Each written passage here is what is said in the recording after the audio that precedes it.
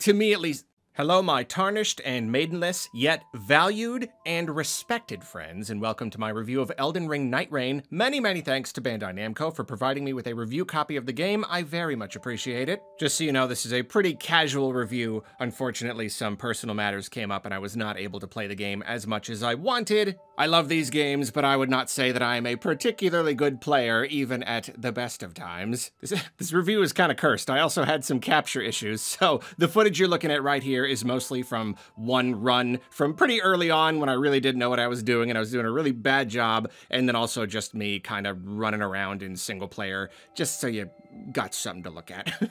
But let's begin. Basically, the idea of Nightreign is that 3 people embark on an expedition to take down one of many Night Lords. Expeditions are pretty short, well under an hour, I would say, and they're split into 3 days, kind of like 2 days, sort of depends on how you look at it. You spend most of the first day just running around, fighting enemies wherever you find them, farming runes, leveling up, gathering weapons and supplies, and even leveling up your weapons. And the map is surrounded by this battle royale style miasma. I don't remember what it's called. I'm gonna call it miasma. And it slowly shrinks, and if you're outside of it, you take damage, so you gotta keep moving. I could be wrong. I want to say in the network test, it did a lot less damage. Like, you could spend a lot more time in it. But here, like, no, you pretty much do have to stay out of it. And it eventually shrinks down into a small area where you fight a bigger boss. And then you beat the boss, you gather the loot, then the miasma clears, and then day 2 starts, and you do the whole entire process again for another day. It shrinks down again, you beat another big boss, and then a portal opens up to fight the Night Lord. You select a Night Lord going into an expedition, so you always know which one you're gonna face at the end.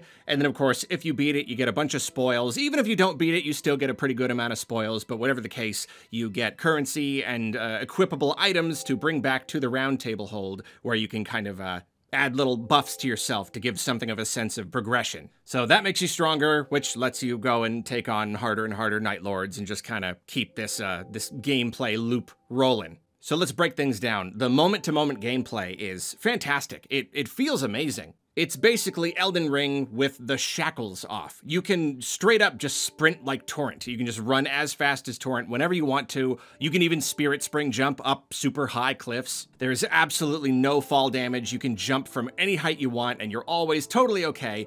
You can double jump and wall climb, like up walls, so like you can get up these really high surfaces very easily. So overall, traversal is just like not a problem. It's super easy to get around, and you know, especially after spending so many hundreds of hours in Elden Ring, there is a humongous novelty to it. It's very refreshing and fun.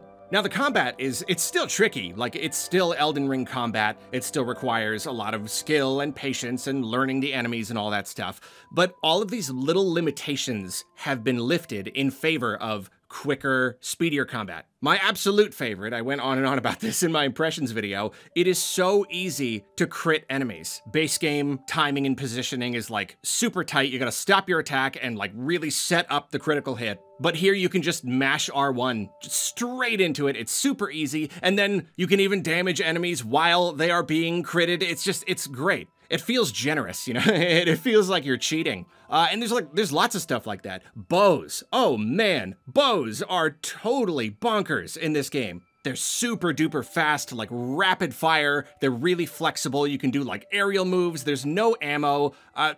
Pretty much bows are now a viable main weapon. It's another example of these little restrictions being lifted and just kind of feeling like the whole thing is a little bit more loose and free and refreshing. Then instead of building a character like in the base game or, you know, most of their other games, you choose from a selection of pre-made, you could call them heroes. They all have their own unique stats and abilities, and I don't know what the meta is going to look like when the dust settles, if some characters are just going to be strictly better or worse than others.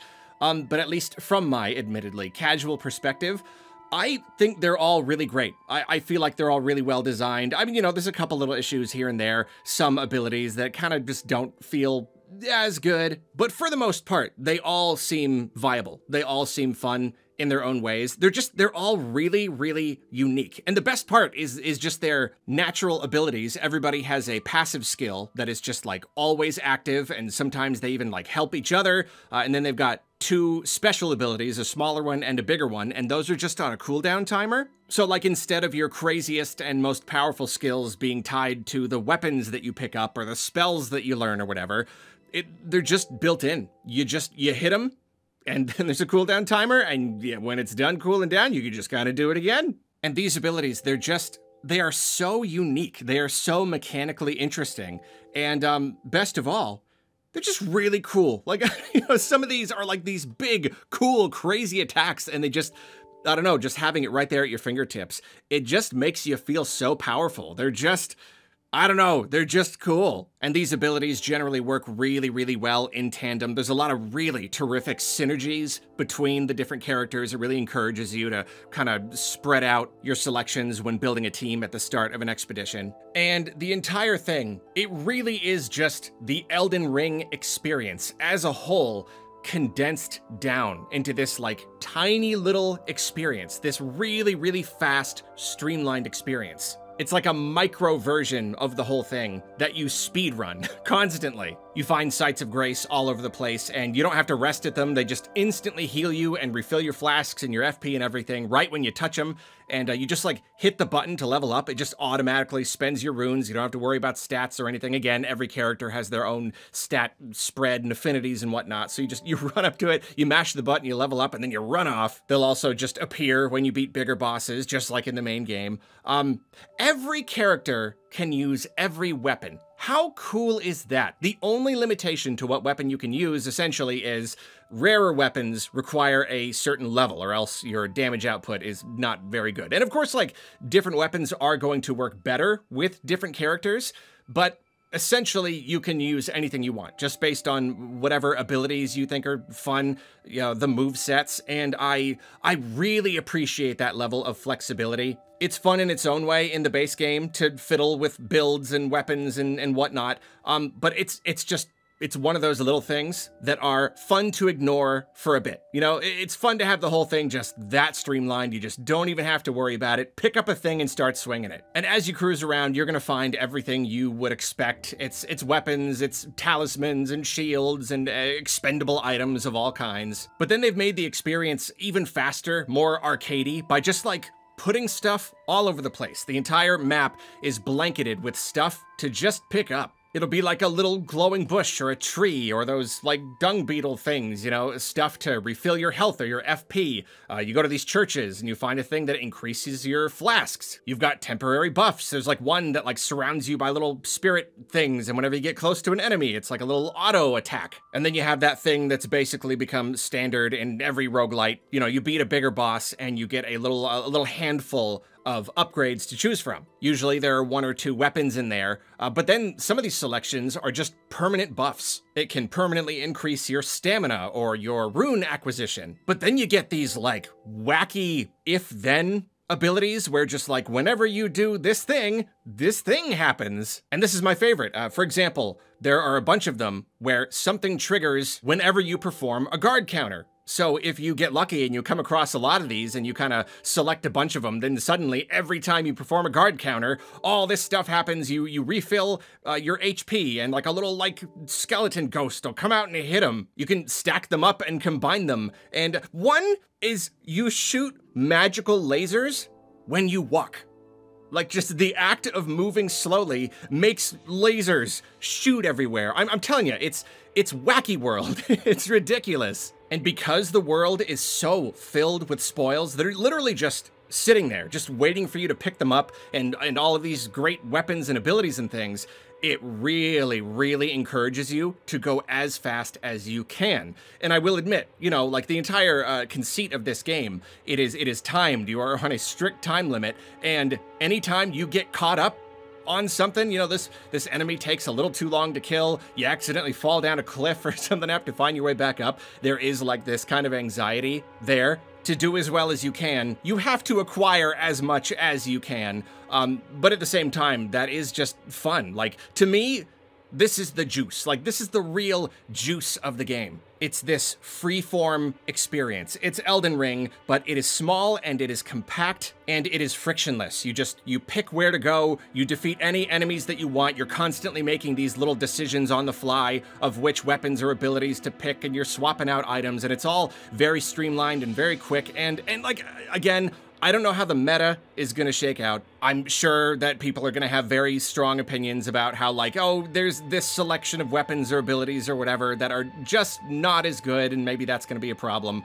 But again, from my casual perspective, I love all the options, and I don't know, it feels like for the most part, there's just so much good stuff to pick up. I very rarely come away from a boss feeling like I really didn't get anything in return. I feel like, especially whenever there's like a selection, I'm pretty much always happy with what I end up getting. You know, even if I don't want the weapons, I just like, I don't know, a permanent stat boost or just some kind of thing will happen. And even if I'm not like really good at creating a build around that, it just feels like I'm making progress all the time. Whenever you die or complete an expedition, you lose all this stuff, but that just encourages me that much more to just jump into another one, because it's just so much fun to create this wacky build in such a short amount of time. It feels like every single run just has so much potential for silly fun. So let's talk replayability. I know this was a big concern for a lot of people because, yes, this is essentially all of the assets and ideas from Elden Ring, just kind of broken down and repackaged, not just for this game, but then each expedition. You're gonna be seeing a lot of the same stuff. You're gonna be fighting a lot of the same enemies, even like the individual areas and structures. You know, there's like, oh yeah, it's this cave and this castle or whatever. There are a limited number of Night Lords, and you're probably supposed to be fighting them again and again, but things are pretty well randomized. Each time you select a Night Lord, they've got their own kind of layout of the map with its own themes. Because the loot is randomized, your build is going to be pretty darn different between each expedition. Then you've got these shifting Earth events where these environmental changes will just kind of happen. There's one that opens up a really enormously giant crater, and it's filled with lava and unique enemies and items and whatnot. It becomes just kind of like an extra little dungeon for you to explore. And these just kind of pop up on the map. You know, one is like a big swamp just kind of opens up. So there's still a good amount of variety between each run. And then there is a pretty decent progression system. There's some stuff that you can buy with Merc. That's your currency for the round table hold. And then mainly it's these relics. You collect these relics, and every character has a number of slots for installing relics. These can give you little bonuses. You know, you can start out an expedition with a certain item in your inventory, that kind of thing. This is where most of the tangible progression happens, and as I started playing the game, it really felt like it had a lot of potential, because I'm really not into roguelites and roguelikes. I don't like to lose progress. I don't like to start at square one every single time. I want there to be something that I'm kind of working toward. I want to get stronger as I go, and yeah, it seemed kind of promising. The more I've played, it started to feel like, okay, maybe this progression system is not as substantial as I was maybe hoping. And I've seen that sentiment echoed a few places. And if that's true, if it's true that you never really reach a point where you're actually getting that much stronger, then yeah, I will say that's disappointing. I'd say that that's a pretty okay mark against the game. Expeditions are so short, you're supposed to do so many of them. I really do think it would help with the replayability issue. It would encourage you a lot more to jump in again and again and again if there was a little bit more of a substantial system there. But it's okay. It is what it is. There is something else that's really nice, though. Every character has their own lore, and there's like a little journal for it, and you like fill out their lore, their backstory as you play, and then eventually you even unlock these little unique missions where when you're on an expedition, you've got this one little point you need to go somewhere and do something, and when you do that, then that kind of unlocks more story. So at the very least, each character has got their own little progression thing, even if it is mostly lore based, but I'm sure that there are like rewards and whatnot that come with completing all of these. I haven't been able to dig into it as much as I would like. But really, even if it is true that there's not that big of a progression system that makes you stronger and stronger, at the very, very least, I would just say that the replayability in this game, it comes from the characters. Again, I feel like each character is so unique. They are all so uniquely fun. They have such interesting movesets with such good synergies with the other players, the other characters, you know, different team dynamics to mess around with. I feel like that's it right there. It's just each character is kind of like its own. I mean, it's just like in the base game. Each new build that you create, each time you focus on a new like stat or ability, or even just like a single weapon set, like you're gonna have a very different time. And I feel like that's very much the case here. Like, all of these characters are so much fun, so I'm really looking forward to messing around with all of them at least a little bit. Like, to me, this really does feel like the kind of game you could play a lot. I think you could get a whole lot of hours out of this game. I'm not even a big multiplayer guy. I'm not a big roguelite guy. And yet, like, even I can see, like, yeah, I could sink plenty of time into this game.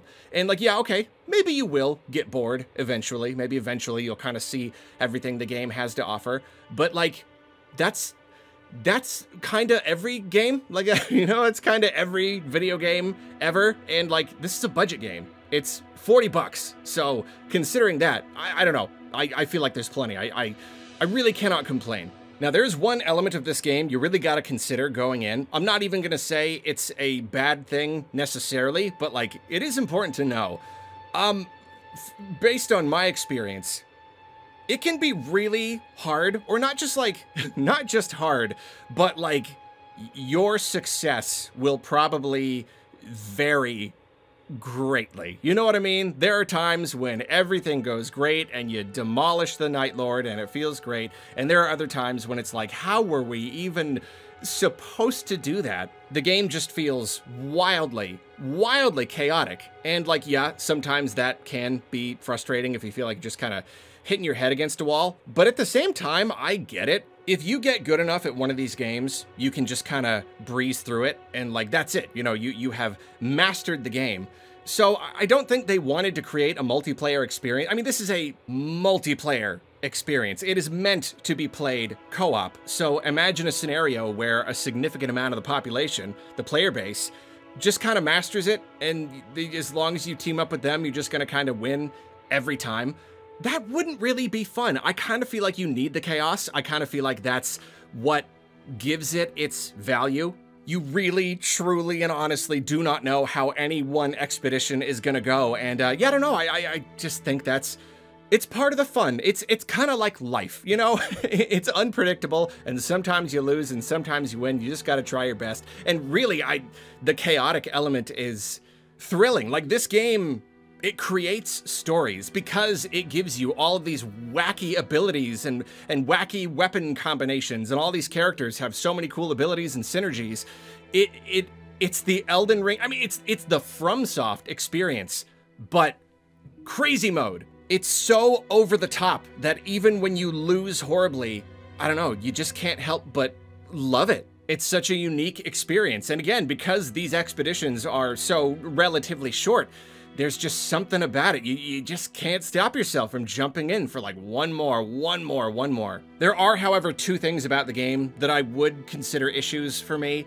One is that big emphasis on 3-player and 3-player only co-op.